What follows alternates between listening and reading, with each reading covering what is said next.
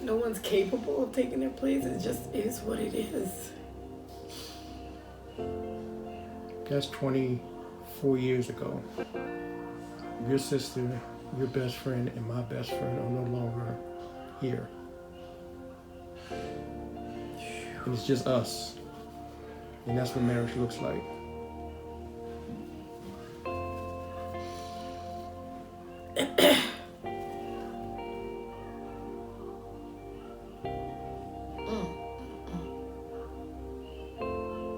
No words. It really are. People try.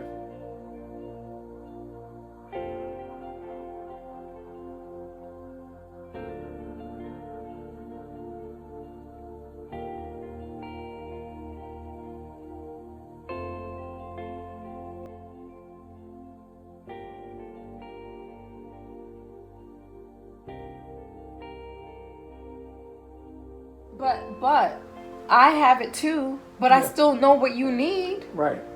That's the part she's missing. Right. Right. I have it too. Mm-hmm. That's why I demonstrated that. I need you to go do this for me, babe, but I know what you need. Right.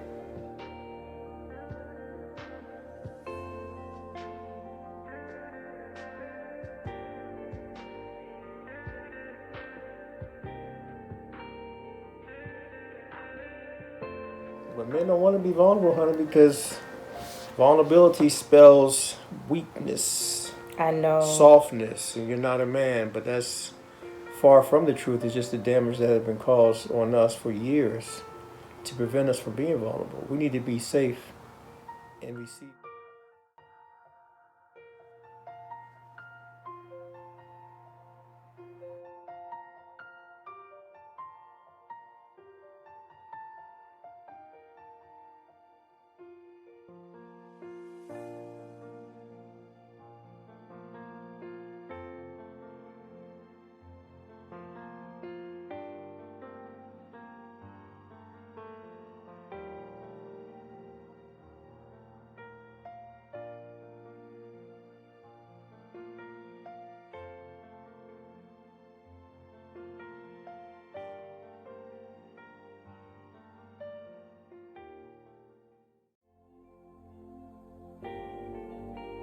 Her emotionally, that's why she got emotional. Mm-hmm. Because what he's saying is your essence. We didn't say that. We should have said your essence is what he's needing. Mm-hmm. Yeah. You know? Justifiably because of her past. Of course. Oh my God. Yeah. You know, and when a woman has gone through a traumatic past like that or similar to that, and they get married, that they have to be able to heal from that first in order to help the man who's come from a past. Right.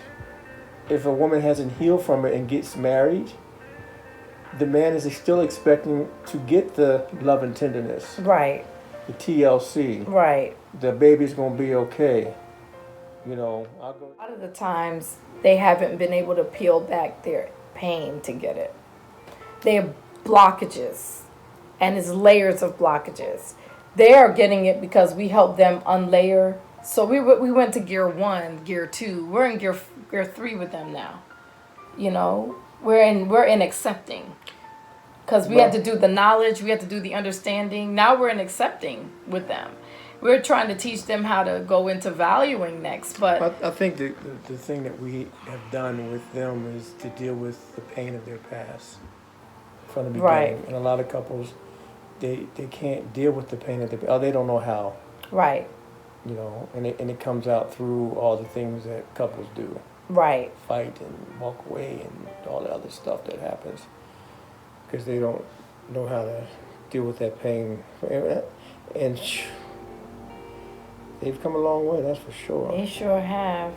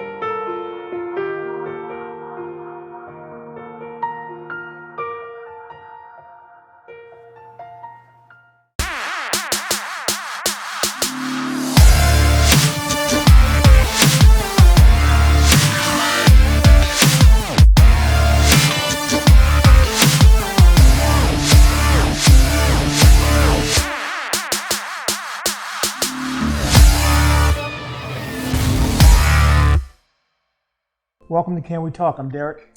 And I'm Sonia. Thank you for watching. Today's episode is entitled How to Get Married and Stay Married. So can we talk? We can talk about this one here. So we're talking to singles and we're talking to married folk. Singles. And the reason, let's start with why we're doing this. We, in the course of our counseling, we find that singles need more information about getting married and what they need to get married. And we're finding that married folks are trying to figure out how do they stay married. And that's just across the board. And so there's not enough time in a 30-minute vlog to give this information. So we're going to try to give it to you as best that we can, because we think it's important for singles to understand what they need, and also for married people to understand how to stay married. So let's talk to the single people for a minute. And we're more than just marriage menders. Right. We want people to know how to navigate marriage so that when you're ready, you would have been able to get some good resources and some good support. So for the single people, we hope that you're watching. Share this with your friends, because some of this is what we've learned when we were dating, things that we shouldn't have done, things that we did get right. But the first thing is tie up loose ends. Across the board, tie up loose ends.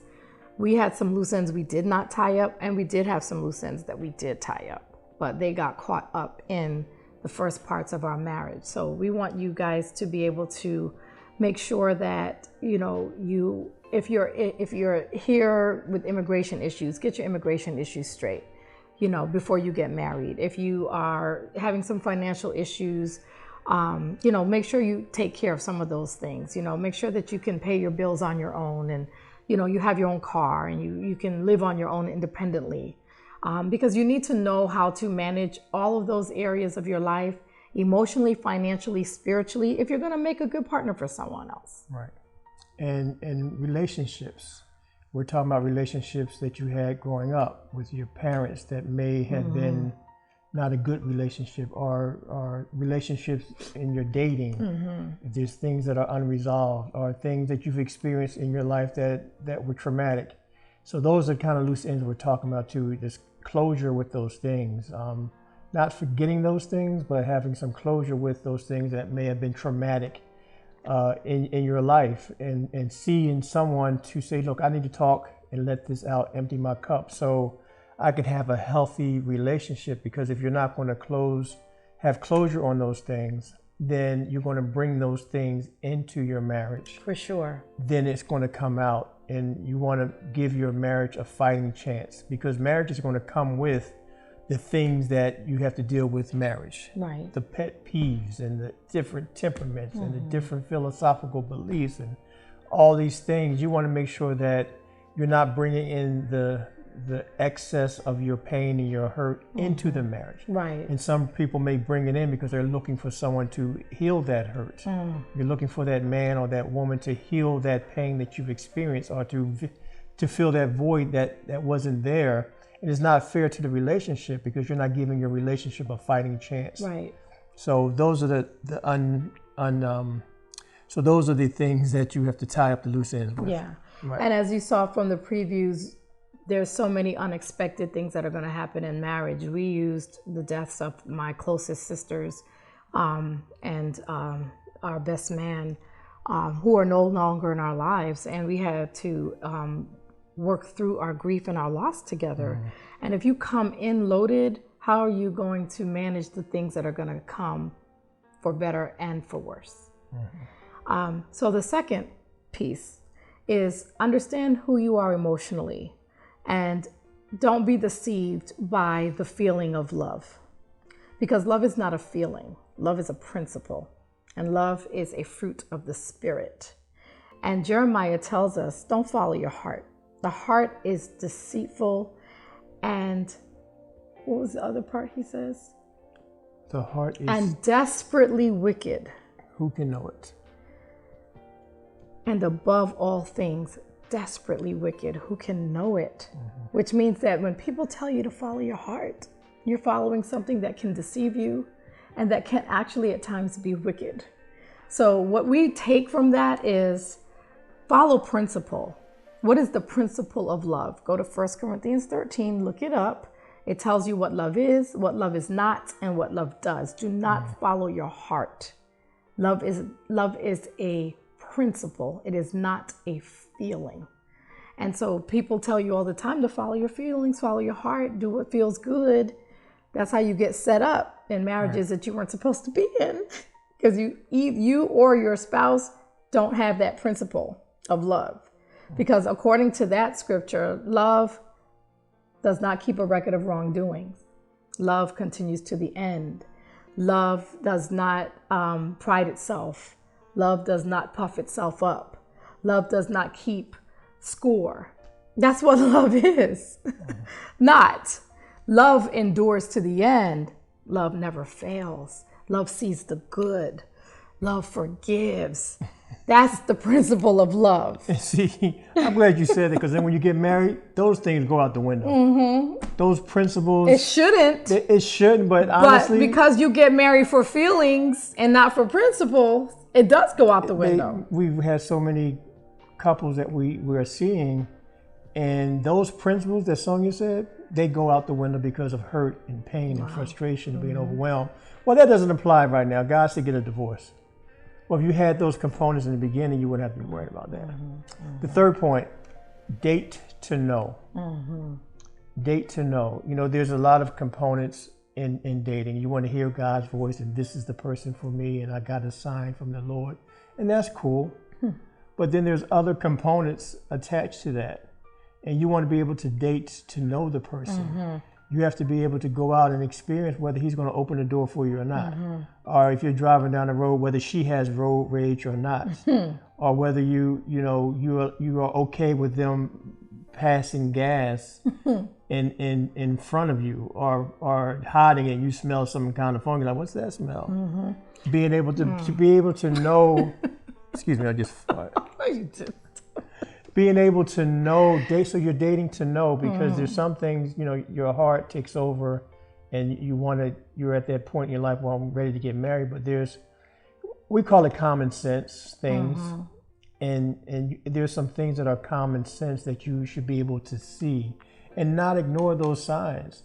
We're not saying break up from those signs. We're just saying, what are you going to do with those signs? Date long enough so you can have that experience with that person. And so we recommend that a couple dates for the 4 seasons of the year before they decide to get married. You want to see what your partner is going to be like winter, in spring, in summer, and in fall. Case in point, we had a client who was going to get married, and they were dating, and they went through spring and summer and fall.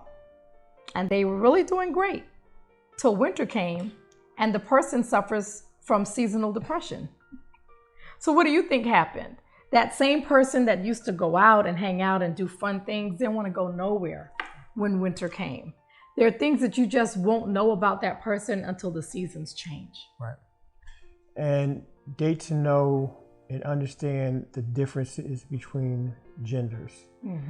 Women understand the makeup of a man, and if you don't know the makeup of a man, then send us an email in your comments, and I'll be more than happy. We don't have enough time to share with you the makeup of a man. Study the man, because it's so complex and it's so deep.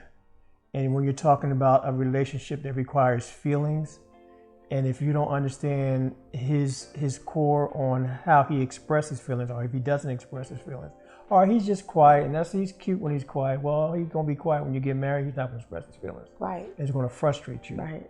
Or so is and vice versa for men to date to know the woman, to date to know what makes her who she is as a female.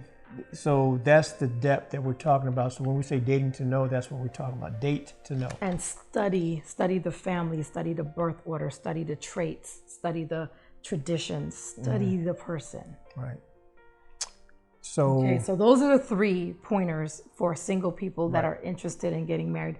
We can't do justice to really how to prepare you. We have put together 62 questions that you need to ask your fiance or the person that you're really dating to that point of marriage, there's 62 questions that we guarantee that you probably didn't ask Right.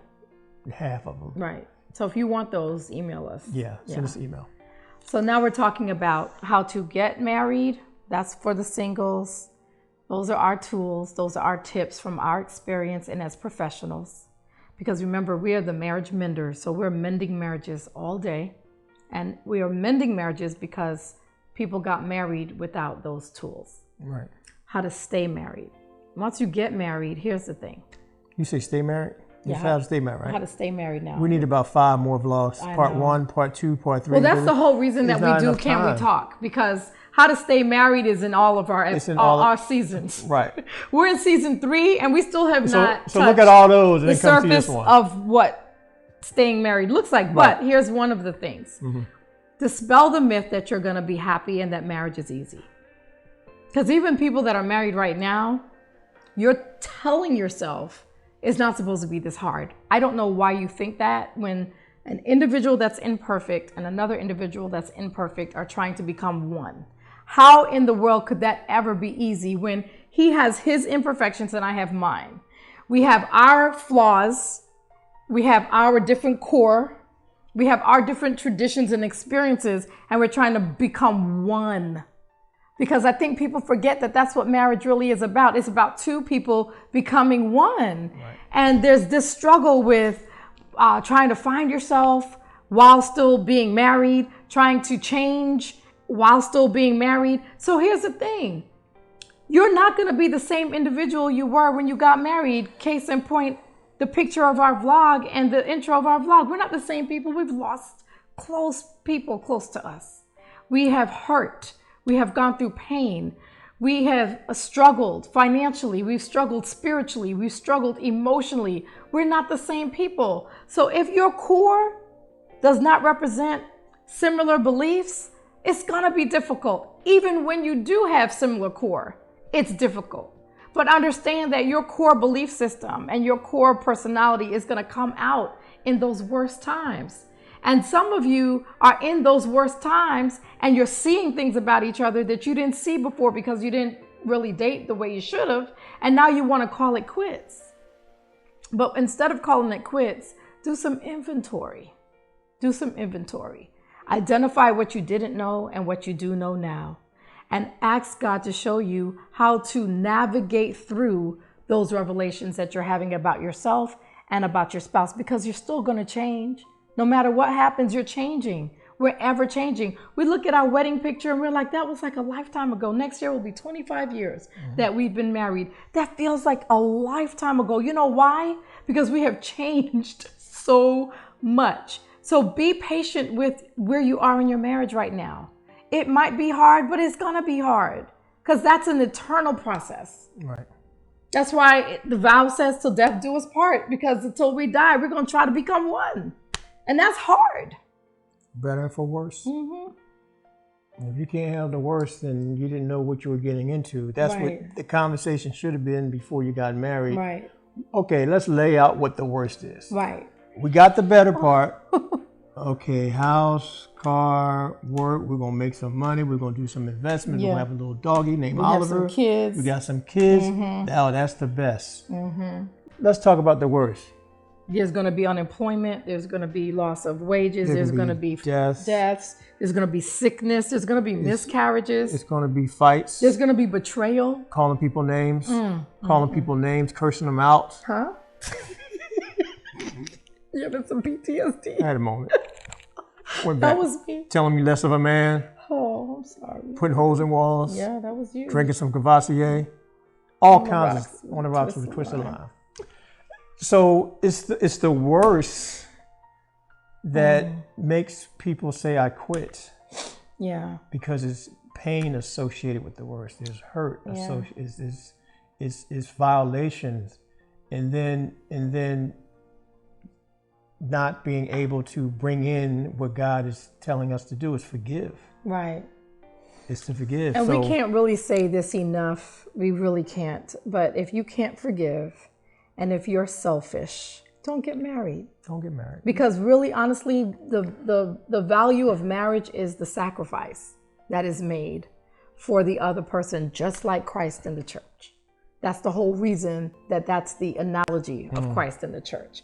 And it sounds rhetorical and it sounds cliche-ish, but if you can't sacrifice, which is what love does, something is wrong.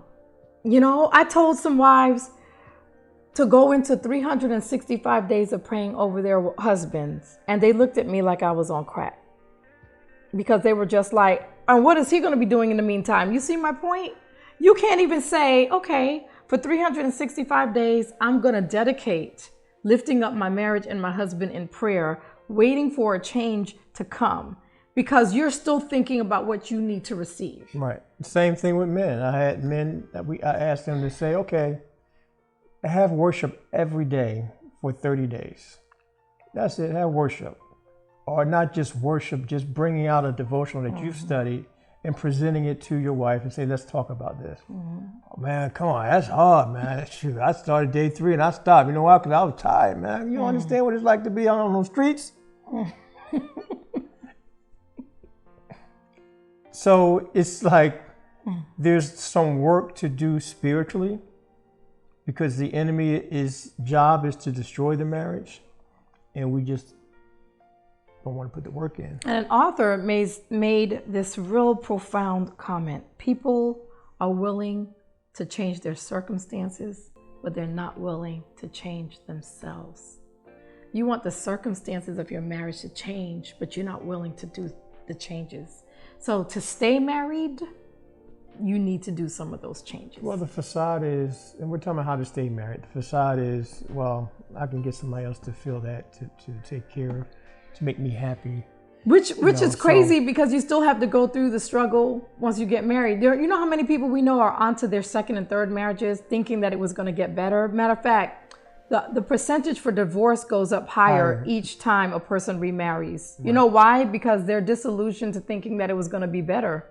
Right. And so they're so disillusioned when it's not, they go out and come back into another one, and it's worse. Right. Because you have to keep going through the metamorphosis each time you get married, and they're running from that. And they don't realize no matter where you go, there you are. You still got to deal with you. You still got to deal with yourself.